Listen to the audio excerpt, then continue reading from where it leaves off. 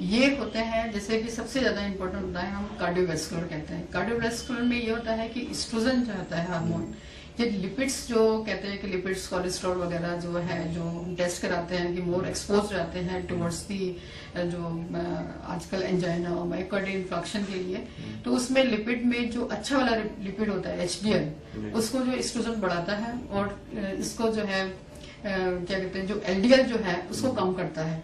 जब एस्ट्रोजन कम हो गया तो इसका उल्टा होता है कि एलडीएल बढ़ता है, जो बुरा वाला कोलेस्ट्रॉल है, और जो वैसा कोलेस्ट्रॉल है अच्छा वाला वो कम हो जाता है। कुछ एस्ट्रोजन डायरेक्टली जो है वो आर्टरी ब्लड वेसल्स पे इफेक्ट करते हैं, उसको वेसोडाइलेशन किसे कहते हैं कि वेसोडाइलेशन करता है। तो अब एस्ट्रोजन कम हो गया तो वेसोडाइलेशन नहीं होगा, तो ये सब चीजें जो है वो हार्ट के लिए प्रॉब्लमेटिक करती हैं। हाइपरटेंशन भी हो जाता है, मायोकार्डियल इन्फेक्शन, ये एंजाइना वगैरह होता है। सेम चीज सेंट्रल नर्वस सिस्टम में होती है, जैसे स्ट्रोक कहते हैं कि लेडीज को अभी स्ट्रोक आ गया, ये हो गया। तो ये चीजें जब तक एस्ट्रोजन हार्मोन होता है तो लेडी का प्रोटेक्शन रहता है। जब ये हार्मोन कम हो जाता है तो लेडी जो है इक्वली जैसा मैन में होता है तो वो भी एक्सपोज हो गई, वो रिस्क फैक्टर में आ जाता है।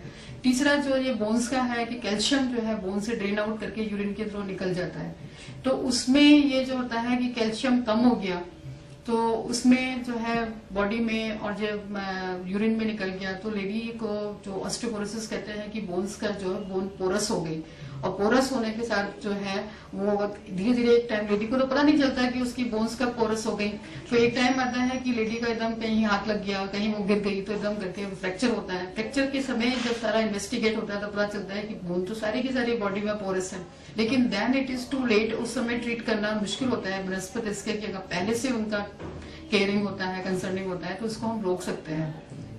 तो इसलिए जो है ये मेडिकल जो कॉम्प्लिकेशंस हैं जो मेनोपॉज के साथ जुड़े हुए होते हैं, तो इनको हम अगर प्रॉपर हेल्थ चेक करते हैं पहले स्टार्टिंग में, तो उसमें ये सब फाइंड आउट हो जाते हैं तो हम उनका टेक केयर कर सकते हैं। तो मेनोपॉज फेज भी जो है आप अच्छी तरह से उसको गुजार सकते हैं।